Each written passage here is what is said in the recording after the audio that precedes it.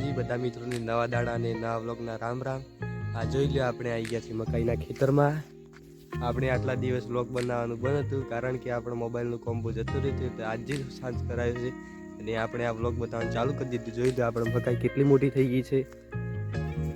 જો આપણું આખું મકાઈનું ખેતર તમે મકાઈ જોઈ લીધી કેટલી મોટી થઈ ગઈ છે। હવે હું તમને બતાવું આ સામે દેખાય રાયડાનું ખેતર। આપણે જોઈએ કે આપણો રાયડો કેટલો મોટો થઈ ગયો છે તો ચાલો ત્યાં જઈએ।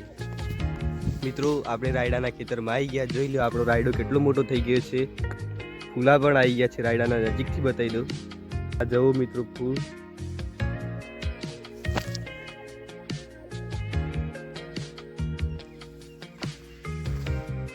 આ જુઓ મિત્રો સૂર્ય કેટલો ઊભા થઈ ગયો છે।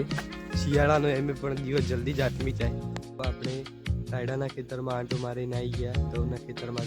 જોઈ લો મારી પાછળ પણ ઘઉંનું ખેતર છે આ અને વચ્ચોવચ રસ્તો અને રસ્તાની આ બાજુ પણ ખેતર છે। જોઈ લો જરા હું તમને નજીકથી ઘઉં બતાવી દઉં। ઘઉં એ ખેડૂતનું સોનું જ કહેવાય કારણ કે 4 મહિનામાં ખેડૂત મજૂરી કરે અને પરસેવા ટીપા પાડે અને ઘઉં પાકે છે અને બજારમાં વેચવા જઈએ તો કઈ ભાવ મળતો નથી મિત્રો। ખેડૂતની દશા એટલે એમાંય પાછું વરસાદ આવી ગયો તો બધું ધન ફેલ થઈ જાય છે ખેડૂતનું। જોઈ લો ઘઉંની ખેતરની બાજુમાં જ આપણા આ જોઈ લો બદામ છે ત્યાં આપણે બદામ ખાઈએ। આ જોઈ લો મિત્રો આપણે પહેલાં કોઈક લઈને બદામ ફોડીને ખાતા છે। આપણે પણ બદામ માથેથી પાકું બદામ શોધીને ખાઈએ। ચલો શોધીએ મિત્રો આપણને બદામ મળી ગયું। જોઈ લો થોડું ઝૂમ કરીને બતાવું। આ જો મિત્રો દેખાતું હોય છે તમને। આ જોઈ લો મિત્રો આપણે પથ્થર લીધો છે અને પથ્થર મારીને પાડીએ આપણે મિત્રો। આપણે પથ્થર મારીને બદામ પાડી લીધું જોઈ લો એટલે આપણું બદામ પડી ગયું। આપણે આને ખાઈ જઈએ પછી પથ્થરો અને એ ફોડીએ અને માહિતી બદામ કાઢીએ। આપણે ડચીને બદામ ખાઈ લીધા જોઈ લે। હવે આ પથરાથી આપણે ગોટલી અહીંયા ફોડી દઈએ। આમાંથી જે બદામ નીકળે ખાઈએ એટલે આપણી થોડી બુદ્ધિ વધે અને તમારે બુદ્ધિ વધારવી હોય તો આ રહી આપણી બદામ।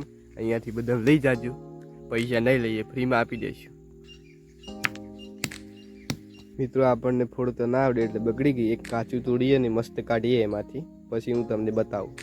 જો મિત્રો આ છે આપણી બદામ અને આને ખાઈ લઈએ અને આપણી બુદ્ધિ વધારી દઈએ। આપણે ઘઉં બહુને જોઈને આવી ગયા। જોઈ લેવું આ લેબડાને છે એવું સરસ મજાનું મંદિર છે ત્યાં દર્શન કરવા।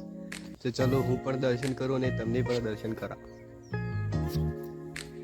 આપણે દર્શન કરી લીધા છે મિત્રો, તમે પણ દર્શન કરી લે। આમાં વીર બાપજીનું મંદિર છે। આ જોઈ લો બાપજીના મંદિરના નજીક જ એવું સરસ કૂવો છે। કૂવામાં પક્ષીઓએ માળા કર્યા છે। આ જોઈ લો આપણે ઘઉંનું ખેતર, આમાં ઘઉં વાયા છે। કોરે વાયા હતા એટલે ઉપર પાણી વાળી હજી ઉગ્યા નથી। તો આપણે આ વ્લોગને એટલે સમાપ્ત કરીશું। વ્લોગ સારો લાગ્યો લાઈક કરજો, શેર કરજો અને સબસ્ક્રાઈબ કરજો। અને હવે મળીશું કાલના નવા વ્લોગમાં। ત્યાં સુધી બધાને જય માતા।